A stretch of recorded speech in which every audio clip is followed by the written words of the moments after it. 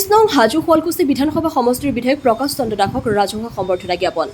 ভোমাৰবুৰী ৰাইজৰ সহযোগত আজি ৰাজহুৱা সম্বৰ্ধনা জ্ঞাপন কৰে হাজো শুৱালকুছি বিধানসভা সমষ্টিৰ বিধায়ক প্ৰকাশ চন্দ্ৰ দাসক। বিধায়ক প্ৰকাশ চন্দ্ৰ দাসক ফুলাম গামোচা, চেলেং, জাপি, পিতলৰ শৰাই বিপুলভাৱে ৰাজহুৱা সম্বৰ্ধনা জ্ঞাপন কৰা হয়।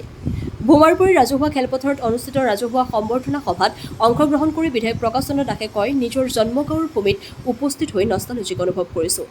চিনাকি গাঁৱৰ ল'ৰাই আজি অসমৰ বিধানসভাৰ মজিয়ালৈ ধাৱমান হৈছোঁ। সকলোৰে সুখ দুখৰ সমভাগী হৈ উন্নয়নৰ হকে কাম কৰি যাবই লাগিব।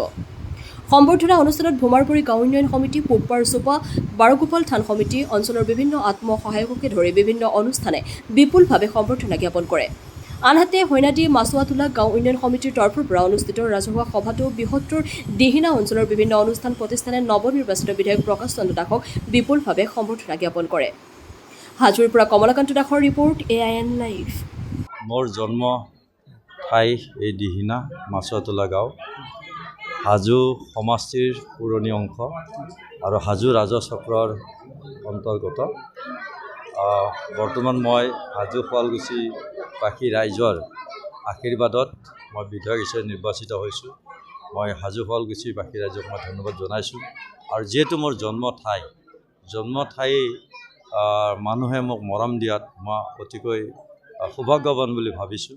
কাৰণ এই ঠাইতে মোৰ জন্ম হৈছে আৰু এটি পিছপৰা ঠাই, অনুসূচিত জাতি বসতি প্ৰধান গাঁও এই দিহিনা মাছুৱাটোলা গাঁও। ইয়াৰ পৰাই মই সামাজিক জীৱনৰ পাতনি মেলিছোঁ।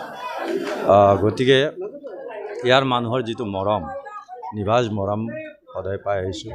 ইয়াৰ পৰাই মই প্ৰেৰণা পাইছোঁ, ইয়াৰ পৰাই মই সাহস পাইছোঁ। আৰু সেইকাৰণে মই আজি বিধায়ক হৈ ইয়ালৈ অহাত ইয়াৰ মানুহে যি মৰম দিলে তাৰ কাৰণে মই অতি অভিভূত।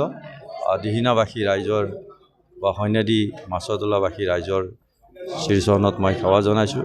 আৰু ভৱিষ্যত দিনতো এই ৰাইজৰ আশীৰ্বাদ মৰমেৰে মই ৰাজনৈতিক জীৱনৰ পথাৰত আগুৱাই যাম। আৰু মোক বিশেষভাৱে ৰাজনৈতিক পথাৰত আগুৱাই নিয়া মাননীয় মুখ্যমন্ত্ৰী মহোদয়ক মই ধন্যবাদ জ্ঞাপন কৰিছোঁ। আমাৰ অগপা দলৰ সভাপতি অতুল বৰা ডাঙৰীয়া, ৰাজ্যিক সভাপতি ভাৰতীয় জনতা পাৰ্টীৰ দিলীপ শইকীয়া ডাঙৰীয়াক মই ধন্যবাদ জ্ঞাপন কৰিছোঁ। আৰু সকলো ৰাইজক আজি এনেধৰণে মৰম দিয়াৰ কাৰণে দিহিনা হৈনাদী মাছুৱাটোলা উন্নয়ন সমিতি মই বিশেষভাৱে ধন্যবাদ জ্ঞাপন কৰিছোঁ। আৰু সকলোৰে মই সহায় সহযোগ আশীৰ্বাদ বিচাৰিছোঁ। দাদা, শৈশৱ কটাইছে ইয়াত, কৈশোৰ কটাইছে, যৌৱন কটাইছে আৰু আজি বিধায়ক হৈ আহিছে। মই ইয়াত জন্মই যিহেতু মোৰ ইয়াত, আমাৰ অতি পিছপৰা অতি দৰিদ্ৰ এটা অঞ্চল।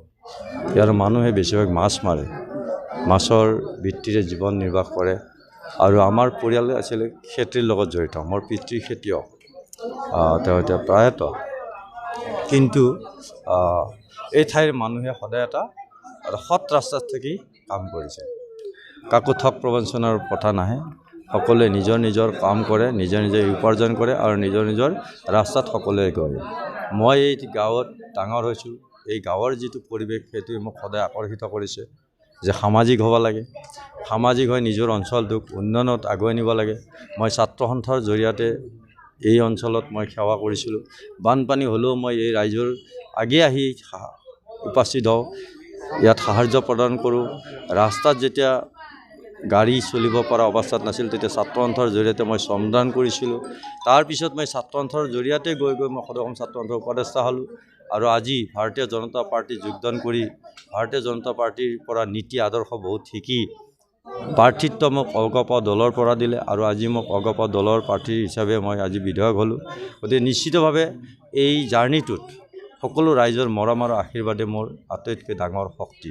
আৰু আমি অতি সাধাৰণ ঘৰৰ ল'ৰা, কিন্তু মাননীয় মুখ্যমন্ত্ৰী ডাঙৰীয়া তথা অসম গণ পৰিষদ দলৰ সভাপতি তথা ৰাজ্যিক সভাপতি দিলীপ শইকীয়া ডাঙৰীয়াই আমাৰ নিচিনা সাধাৰণ পৰিয়ালৰ ল'ৰাক প্ৰাৰ্থিত্ব প্ৰদান কৰি বিধায়ক হিচাপে যি ধৰণে আগুৱাই নিলে, মই ভাবোঁ জীৱনত এইসকল ব্যক্তি সদায় মোৰ চিৰস্মৰণীয় হৈ ৰ'ব। দাদা, সমষ্টিবাসীৰ আশা প্ৰত্যাশা আছে, আপোনাৰ নিজ জন্মগাঁৱৰ লোকৰ আশা প্ৰত্যাশা আছে, কেনেকৈ আগুৱাই যাব? মই মাননীয় মুখ্যমন্ত্ৰী মহোদয়, যিহেতু আমাৰ হাজো শুৱালকুছি সমষ্টিৰ বিধায়ক, অসমৰ মুখ্যমন্ত্ৰী, তেখেতৰ দিহা পৰামৰ্শ আৰু সহযোগেৰে ৰাইজৰ যিখিনি সমস্যা সেইখিনি সমাধান কৰিব পৰা যাব। আৰু নিশ্চিতভাৱে ৰাইজৰ কাম কৰাৰ কাৰণে ৰাজনীতিলৈ আহিছোঁ। গতিকে ৰাইজৰ কাম কৰাৰ কাৰণে দিন ৰাতি একাকাৰ কৰিম। জীৱনৰ যিখিনি সময় আমি আৰু জীয়াই থকাৰ সময় আছে, এই সকলোখিনি সময় ৰাইজকে দি যাওঁ। যিকোনো খবৰ আৰু বিজ্ঞাপনৰ বাবে যোগাযোগ কৰক 7896121996